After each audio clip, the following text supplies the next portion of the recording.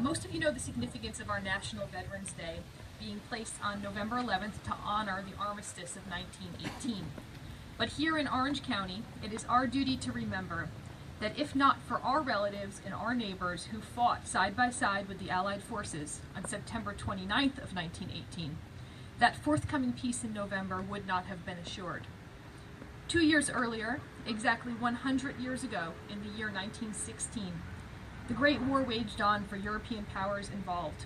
Battles no longer resembled the swift advances and retreats of former wars.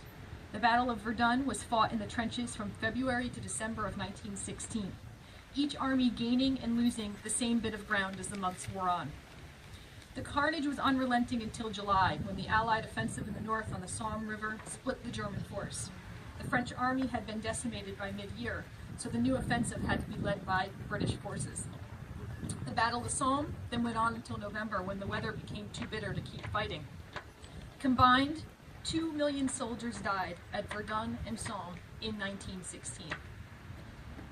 It was written by the poet and soldier Edmund Blunden that after the Somme offensive, both sides had seen, in a sad scrawl of broken earth and murdered men, the answer to the question: no road, no thoroughfare, neither race had won nor could win the war. The war had won and would go on winning. The German army also was fighting the eastern border with the Russians, so in order to consolidate their forces that they had available in France, they spent the winter of 1916 into 1917 retreating back, destroying structures and villages, and creating a no-man's land. They dug a trench on a shorter, more defensible position called the Hindenburg Line.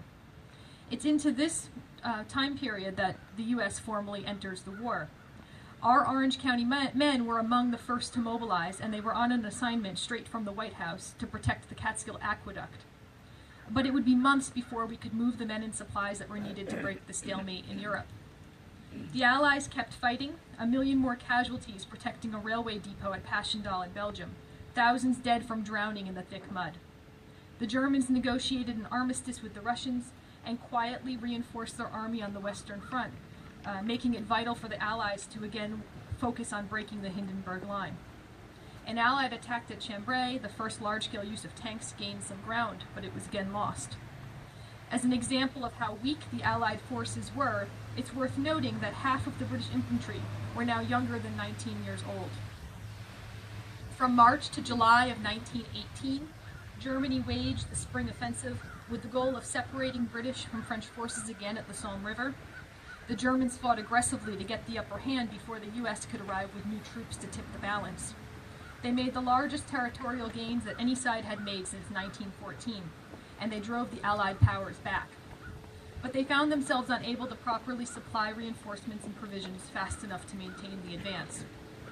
In August of 1918, the Allies began the 100-day offensive, a counterattack with the support of more than 1 million fresh American troops and their new supplies.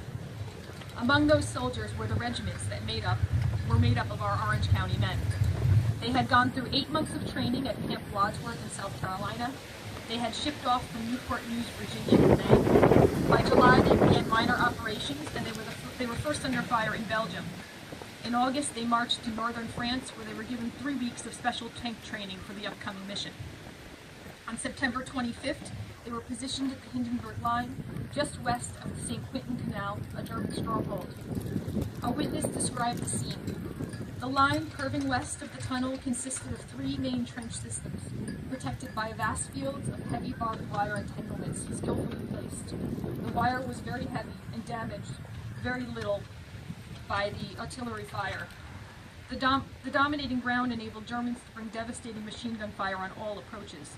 The lines had to be strengthened with machine gun emplacements. It contained a large number of dugouts lined with mining timber and wooden steps leading down to a depth of 30 feet, with small rooms capable of holding 4 to 6 men each.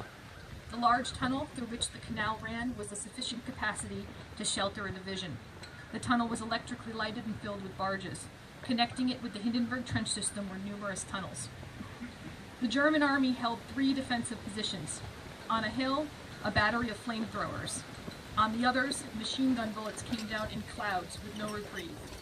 Our men drove 40 tanks into action, and not one of them returned. Waves of American soldiers advanced into the gunfire. Eventually, the German stronghold at St. Quentin was obliterated. It was called the greatest barrage of war.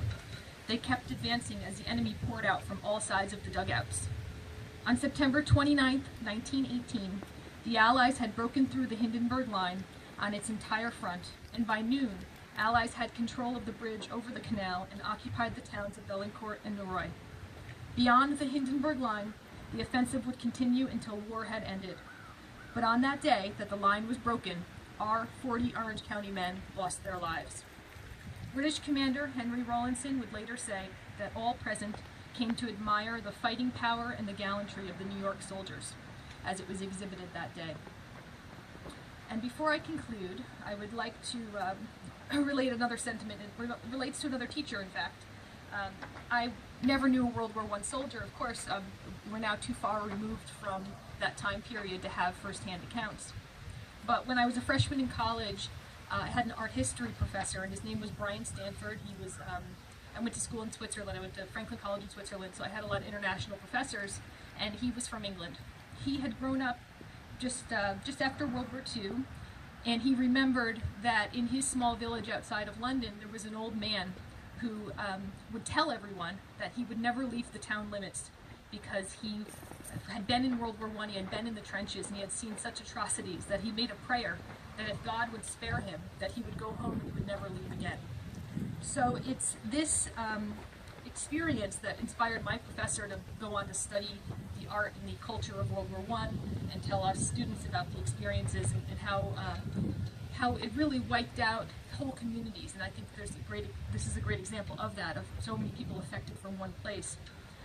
So what I often think about when I imagine our Orange County soldiers in the heat of battle is that many must have had made the same promise, that these 40 men who never returned may have closed their eyes at their last moment and thought of this place, thought of Orange County, their home. And we're really the lasting legacy of that.